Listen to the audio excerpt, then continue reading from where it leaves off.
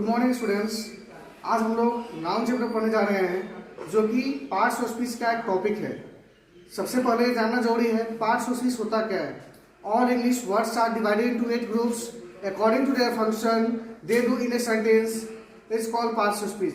मतलब दुनिया में जितने भी वर्ड है दुनिया में, उन सभी वर्ड को 8 भागों में उनके कार्य के अनुसार से बांटा गया है। मेरी बात सुनो, सिर्फ बांटा गया है नहीं, उनके कार्य के अनुसार से बांटा गया है। अगर हम बोले कि दुनिया में जितने वर्ड हैं उसको 8 भागों में बांटा गया है तो गलत हो जाएगा। 8 भागों को उसके कार्य के अनुसार से जो बांटा जाए उसको हम लोग पार्ट्स ऑफ स्पीच कहते हैं। There are 8 kinds of parts of speech. उसमें जो फर्स्ट टॉपिक है नाउन, उस पर हम लोग जा रहे हैं डिस्कस करने। अब नाउन का भी अपना कुछ काम होगा, क्या काम है वो देखते हैं। देखिए नाउन का हिंदी होता है संज्ञा। Noun, what is noun? Noun is a naming word. Noun जो है वो नेमिंग वर्ड है। नेमिंग वर्ड मतलब नाम, मतलब कि जो उनको कार्य के बारे में बांटा जाता है। तो यहाँ किसके बारे में बांटा जा रहा है? नाम के बारे में बांटा जाता है कि क्या क्या है, उसका नाम है। ठीक है। दूसरा डिफिनेशन को जानते हैं। Noun is the name. Noun क्या है? नेम है। भाई क्या चीज का नेम है?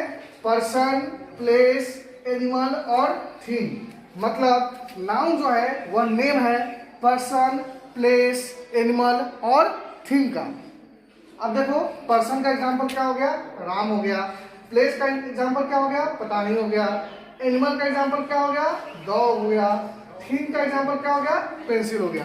तो मेरे प्यारे बच्चों, आप इस बात को समझ रहे हो कि नाउन क्या है? नेमिंग वर्ड है। किसी का भी नाम जो पर्सन हो, प्लेस हो, एनिमल हो, थिंग हो, उसी को हम लोग नाउन कहते हैं। नाउन को पुराने ग्रामर के अनुसार से 5 भागों में बांटा गया है। वही मैंने लिखा है, there are 5 kinds of noun according to old English grammar. कौन कौन है देखते हैं। पहला है प्रॉपर नाउन। प्रॉपर नाउन क्या होता है? उसका हिंदी होता है, क्या होता है? व्यक्तिवाचक संज्ञा। A proper noun is the special name of particular person, place और thing। देखो अब बात समझना है, यहाँ भी तो मैंने यही लिखा है name of person, place, animal और थिंग। यहाँ क्या अंतर है? तो यहाँ अंतर यही जो मैंने पार्टिकुलर का जो वर्ड यूज किया है, पार्टिकुलर जो मैंने यूज किया है, स्पेशल यूज किया है, यही आइडेंटिफाई करता है प्रॉपर नाउन का। मतलब प्रॉपर नाउन का मतलब होता है कि किसी भी पर्सन, प्लेस और थिंग का विशेष नाम को बताना। जैसे हम बोलते हैं बॉय, गर्ल, तो ये क्या होता है? हम बोलते हैं बॉयज कम हियर, पूरे बच्चे चले आएंगे मेरे पास, लड़के चले आएंगे मेरे पास। लेकिन अगर हम बोलते हैं आर्यन, तो यहाँ क्या हो रहा है? स्पेशल, उस पूरे बॉयज में एक स्पेशल आर्यन है जिसको हम बुला रहे हैं। तो प्रॉपर नाउन मतलब कोई स्पेशल। अगर बोलता है सिटी तो वो कॉमन नाउन हो जाएगा, पूरे तो बता रहा है। ठीक है। बट उसी सिटी का स्पेशल कोई नाम बोलता है मुजफ्फरपुर, तो मुजफ्फरपुर हो जाएगा प्रॉपर नाउन। आई थिंक आप लोग इस बात को समझ रहे हो। प्रॉपर नाउन क्या होता है? स्पेशल, पर्टिकुलर जो होता है, कोई भी नाम, प्लेस, पर्सन, थिंग जो है उसको हम लोग प्रॉपर नाउन कहते हैं। आई थिंक आप लोग समझ गए होंगे। दूसरा होता है common noun. A common noun is a name given in common to every person or thing of the same class or kind। यहाँ समझने वाली चीज है जो बात, वो कॉमन, सेम क्लास और काइंड। देखो यहाँ भी तो नेम है, नेम का पर्सन है, थिंग है, प्लेस है, जो कुछ भी है। लेकिन ये क्या है? एक ही क्लास और काइंड का होना चाहिए। कॉमन, जैसे बॉय बोलते हैं पूरे बॉय जाति की बात होती है, पूरे बॉय क्लास की बात होती है ना। गर्ल बोलते हैं पूरे गर्ल क्लास की बात होती है ना। अगर सिटी बोलते हैं तो पूरे सिटी की बात होती है। कंट्री बोलते हैं तो पूरे कंट्री की बात होती है। तो वही होता है कि कॉमन नाउन जो होता है वो कॉमन सभी पर्सन, प्लेस, थिंग की होता है, लेकिन एक ही क्लास का। एक ही क्लास मतलब एक ही जाति, ठीक है, एक ही काइंड का होना चाहिए। ऐसा नहीं है कि सिटी बोले तो सिटी में डॉग मतलब कुत्ता, बिलाई, सब बिल्ली वगैरह शुरू हो जाएगा। सिटी बोले मतलब सिटी के अंतर्गत मुजफ्फरपुर, पटना, ये सब होना चाहिए। तो इस सिटी क्या हो गया?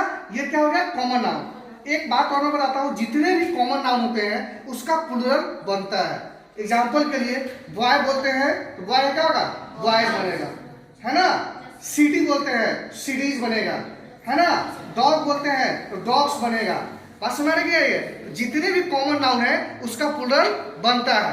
प्रॉपर नाउन को पहचानने के एक तरीका बताते हैं। प्रॉपर नाउन कहीं भी लगा हो, किसी भी सेंटेंस में किसी भी प्लेस पे लगा हो हमेशा वो कैपिटल में होता है।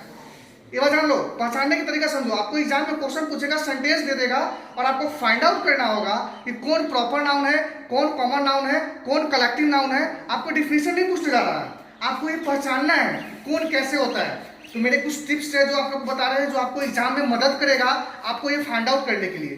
तो प्रॉपर नाउन सेंटेंस में कहीं भी लगा हो, लेकिन क्या होता है वो हमेशा कैपिटल होता है। कॉमन नाउन जो होता है उसका हमेशा क्या बनता है, प्लुरल बनता है। प्रॉपर नाउन का प्लुरल कभी नहीं बन सकता है। जैसे राम है, ठीक है, सीता है, तो क्या इसका प्लुरल बनेगा? नहीं बनेगा, है ना।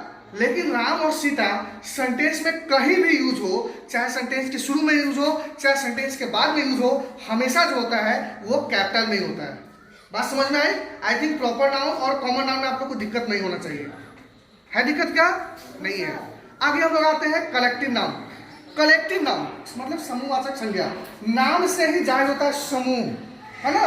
नहीं बोलते हैं लोग, घर में भी तुम लोग यूज करते हो समूह। देखो समूह का मतलब यहाँ झुंड, ठीक है ना। क्या होता है कलेक्टिव नाउन हम लोग जानते हैं, ठीक है। A collective noun is the name given to a group of person thing consider as one. देखो अब इसमें क्या अंतर करेंगे, प्रॉपर नाउन में तो मैंने पार्टिकुलर कर दिया, कॉमन नाउन में सेम क्लास और काइंड कर दिया। कलेक्टिव नाउन में ये देखो, ये ग्रुप, यहाँ देखो ग्रुप को करेंगे और कंसीडर एज वन, है ना। पर्सन थिंग प्लेस तो सब कुछ रहेगा, जो कि प्रॉपर में भी पर्सन प्लेस है, कॉमन में भी पर्सन प्लेस है, कलेक्टिव में भी पर्सन प्लेस है। क्योंकि नाउन है तो पर्सन प्लेस थिंग रहेगा ही। आपको कंसीडर करना है, फाइंड आउट करना है क्या अंतर है प्रॉपर में, कॉमन में और कलेक्टिव में। तो कलेक्टिव नाउन में आपको ये ग्रुप होता है, ग्रुप होता है। तो ग्रुप ऐसा नहीं है, ग्रुप क्या चीज का होता है, एक होल का होना चाहिए। जैसे अगर हम बोलते हैं क्लास बोलते हैं, तो क्लास में बच्चों का ग्रुप होना चाहिए, ठीक है ना। सिर्फ ग्रुप होने से मतलब नहीं, बच्चों का ग्रुप होना चाहिए उसमें कोई दूसरा नहीं है, कोई उसमें नहीं बैठ सकते हैं, है ना। एक ग्रुप होना चाहिए, ग्रुप होना चाहिए, लेकिन क्या होना चाहिए, कंसीडर एज वन, ठीक है। ये दोनों चीज को आपको ध्यान रखना है, ग्रुप भी है और कंसीडर एज वन। क्लास हो गया, आर्मी हो गया, आर्मी में क्या हो गया, जितने भी सोल्जर्स जो हैं उनके ग्रुप होते हैं, ठीक है। तो कलेक्टिव नाउन क्या होता है, ग्रुप होता है but consider as one.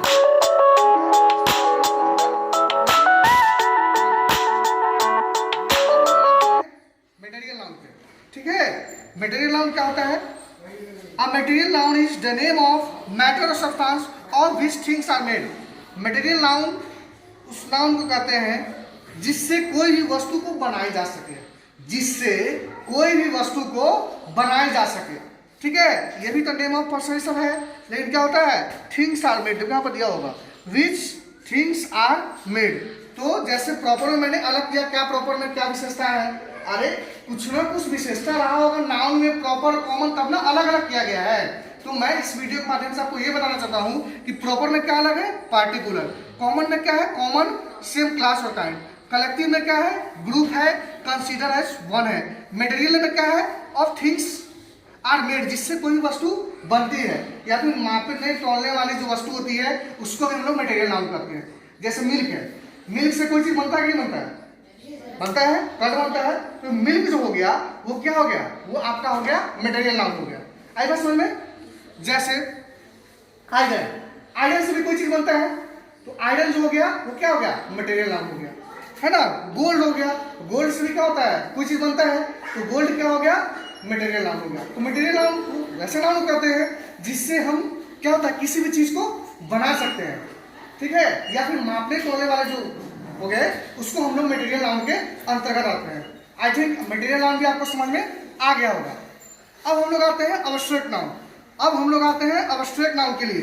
Abstract noun होता क्या है, an abstract noun is the name of something. Abstract noun क्या है, नेम है, क्या चीज का है, which we can neither see not touch, जिसको न हम छू सकते हैं, ठीक है, और न ही जो है उसको हम लोग क्या कर सकते हैं, देख सकते हैं, but only we can think of, जिसको सिर्फ हम लोग सोच सकते हैं और सिर्फ फील कर सकते हैं। मतलब कि अब्स्ट्रैक्ट नाउन उस नाउन को कहते हैं जिसको हम लोग न तो देख सकते हैं और न ही छू सकते हैं, सिर्फ महसूस कर सकते हैं, सिर्फ सोच सकते हैं, उसको हम लोग अब्स्ट्रैक्ट नाउन कहते हैं। जैसे ये पेन है, कि अगर ये मार्कर है तो मैं इसको छू रहा हूँ, ये अब्स्ट्रैक्ट नाउन नहीं हो सकता है। मैं इसको देख रहा हूँ, ये अब्स्ट्रैक्ट नाउन नहीं हो सकता है। जितने भी इनविजुअल चीज है जिसको हम नहीं देख सकते हैं, सिर्फ महसूस कर सकते हैं, वो सभी अब्स्ट्रैक्ट नाउन होता है। जैसे ब्यूटी है, ये ब्यूटी को हम लोग न देख सकते हैं, ठीक है, सिर्फ हम लोग क्या कर सकते हैं, महसूस कर सकते हैं, तो कितना सुंदर अच्छा लग रहा है वो, ठीक है ना। काइंडनेस, दयालुता कितना है उसको ना हम माप सकते हैं, ना तोल सकते हैं, ना गिन सकते हैं, ना देख सकते हैं। तो यहाँ पे क्या है, वो हम लोग सिर्फ जो है उसको क्या कर सकते हैं, फील कर सकते हैं, तो कितना दयालु है ना। उसके बाद ट्रूथ, सच्चाई को हम ना नाप सकते हैं, तोल सकते हैं, ना गिन सकते हैं, कोई ये कर सकते हैं, सिर्फ महसूस कर सकते हैं, है ना। तो वैसे चीज जिसको ना हम देख सकते हैं, ना हम छू सकते हैं, सिर्फ सोच सकते हैं और महसूस कर सकते हैं, उसको हम लोग अब्स्ट्रैक्ट नाउन के नाम से जानते हैं। बाबू, यही जो है नाउन के 5 kind according to old English grammar है। अब हम आपको पढ़ाने जा रहे हैं according to new English grammar, modern English grammar, there are 3 kinds of noun. Noun के 3 काइंड्स हैं। उस 3 काइंड्स में पहला जो है वो प्रॉपर नाउन ही होता है। जैसे प्रॉपर नाउन इसमें है, वैसे ही प्रॉपर नाउन उसमें भी है। तो हमको लगता है कि प्रॉपर नाउन समझाने की जरूरत आपको नहीं है, क्योंकि आप पहले ही समझ चुके हो। मैं आपको समझाऊंगा काउंटेबल और अनकाउंटेबल बोलने के लिए।